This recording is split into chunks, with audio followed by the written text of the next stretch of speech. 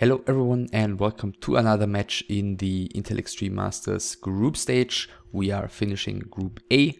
It is a NightWolf versus Undead matchup, and the NightWolf player from Belarus is NightWolf, spawning here in the bottom spawn position in yellow, and he starts with an Ancient of War first, so we're gonna see a Tavern Hero build by him, and his opponent in the top spawn position in red is the Undead player Elfi, who starts with Altar, Crypt and the Ziggurat. So Elfi, so far he's been the most successful player in this group. He is the one who hasn't lost a best of 3 so far. Of course, Hooligan also hadn't lost a best of 3 prior to this playday, but he already lost his third match, so Elfi is the only one who can keep the perfect score, or at least, you know, point-wise the perfect score after 3 playdays. He was able to take down Knopf on playday number 1 and Erqua on playday number 2, whereas NightWolf, sitting currently in the middle of the group with 3 points, he lost to Hasuops on playday number 1, and he was able to take down Knopf on the previous playday. Now the altar is being built. By the way, here there's the second Ziggurat, so this is definitely a ghoul build order. No strange or, you know, not Undead versus Night Elf like late Fiend build order. And the Wisp is heading towards the middle. I guess the Beastmaster is the expected choice. Dark Ranger a little bit less likely. Everything else way less likely. So yeah, we'll see what he's going to decide to go for. Elfi with a bunch of ghouls in his base here. The Acolyte is getting to the tavern as well. Definitely wants to make sure to see what the choice of NightWolf is going to be. The altar is not quite finished yet, so it's going to be a little while longer until the hero spawns. Then again, for Elfi, with his DK being not as quick as it could have been.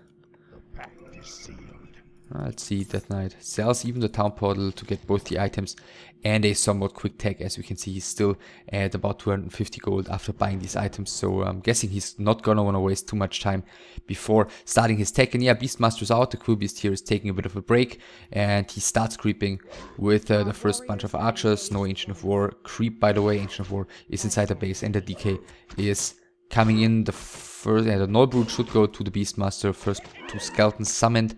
And let's see, is he getting into a good position against one of the archers? He's trying to do so, and the archer is already running away towards the right hand side. In the meantime, the Null is being finished, but it looks like the archer, the first one, is gonna fall already. Or is Elfi merciful? Looks like the answer is no.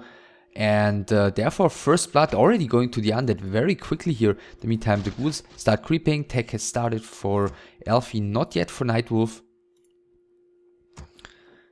And the Night Elf is just going to continue creeping. He's going to want to get some experience on his Beastmaster early on with the decent number of archers that he's investing into here, and with the Cool Beasts. But the DK not as fond of that idea, coiling down one of the Wisps. One of the Murlocs has gone to NightWolf. In the meantime, the Moonwell, decently placed here close to the creep camp, secures all of the units' lives. For now, next Murloc is going to NightWolf, but Elfi's ghouls did come in right now, and he's, I'm assuming, not gonna want to give that one to his opponent that easily. And he can actually grab the XP and the item, which is the Cloak of Shadows, from this Murloc Nightcrawler, and he is closer to level 2 already than his opponent is, at least for the time being. And the archers coming back in, one of them pretty low HP already. The 5 ghouls retreating out of Night Elf Base. Looks like Elfi is willing to take another battle here.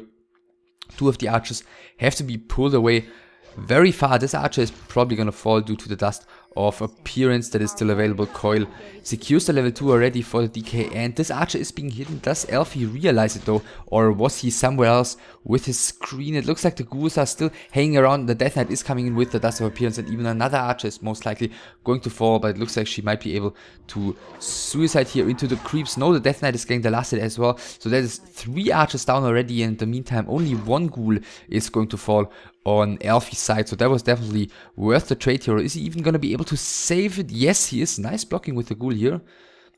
So pretty much perfect early game here for the undead player. Tech advantage, XP advantage, army-wise, well, he still has all of his schools remaining, whereas NightWolf's army isn't looking too terrible as well, but yeah, he's investing a lot into these archers early on. By the way, we do see an immediate tier 3 tech here, no second crypt, so we're not going to see gargoyles, but yeah, perhaps the undead going for a tier 3 army or a tier 3 timing. Yeah, it looks more like a timing with this Naga second here. It looks like he's gonna wanna go ahead and keep the pressure up. He did buy a second rod of necromancy, using that one immediately here on the fallen archer. The one charge remaining has been given to the Naga just to get, you know, past the annoying cooldown.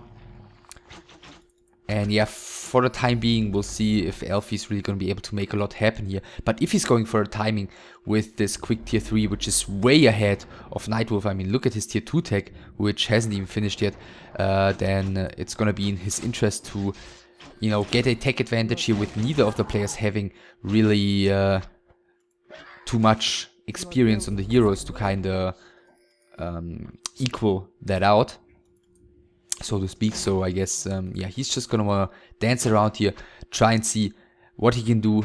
For example, pick off archers here and there if he's allowed to do so. Perhaps not lose schools if that's possible. Panda second now bought by NightWolf, who is not getting tier 2 buildings yet. He's getting his shop.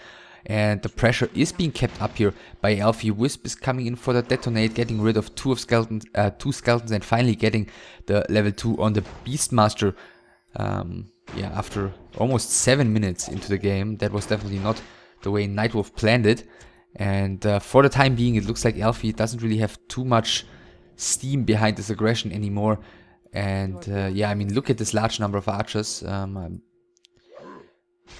mean, Elfie is fine with just hanging around here and try to stop the archers from creeping at full efficiency, which so far he's doing very well, and eventually in the late game these aren't gonna be able to do all too much anymore. The Acolyte finally is going down. The creeps, yeah, still not really under any pressure as the undead is still around, and he's going for another one of these archers. Staff of Preservation has been bought. In the meantime though, this archer is able to use the Moonbell just in time before the arrow of the Naga arrives. Therefore no kill here for the undead, but again with no units basically, only with the Rod of Necromancy. He's buying so much time and he's just keeping NightWolf pinned to his own base. In the meantime, a statue is out, a fiend is out, Frenzy is coming, tier 3 is finished, the Lich is coming, and I think we're gonna look at a timing push here very soon. Slaughterhouse is not producing the Destroyer upgrade currently, but then again, look at how far away NightWolf is from actually getting bears. But then again, rejuvenation shouldn't be too hard to get. But the lores are just coming now. It's so late. He invested so much into these archers, and I think this has to mean, yes, he didn't scout at all previously, and by now he definitely knows that there's no gargoyles coming, because he would have seen them quite a long time ago. And the Naga second isn't really the most you know, common or reasonable choice together with gargoyles, but this huge investment into archers early on usually should backfire at him. As you can see by the late Ancients of Lore, they are gonna come up at least for the time being, but he's gotta get great hero levels if he wants to stand a chance here against an upcoming timing push, because his units aren't gonna do it. Then again, Destroyers against the Quill Beasts might not be too bad. There's the upgrade. Lich is out, Orb has been bought already. Looks like Elfie is going to creep the middle right now, which he very well should be able to do, given the tri-hero that he's got right now and the Orb against these two heroes and a bunch of archers. And it looks like NightWolf might even get away with taking one of these contested camps in the middle. Claws of Attack, by the way, found at the Null camp. And the Ogre Matcher here dropping an Invul Potion, which... okay, yeah, why not? Panda level 2, Beastmaster about 2.5, and the Ogre Matcher has fallen already as the PS1 of Mana Stealing found on the Beastmaster. Does he get the nuke? in on him. The Lich is very much out of position, bought a new Rod of Necromancy and therefore wasn't able to cast a Nova here. Therefore Beastmaster and the rest of the Night Elf army, at least the majority of it, is able to escape here for free. One archer did fall on the way out.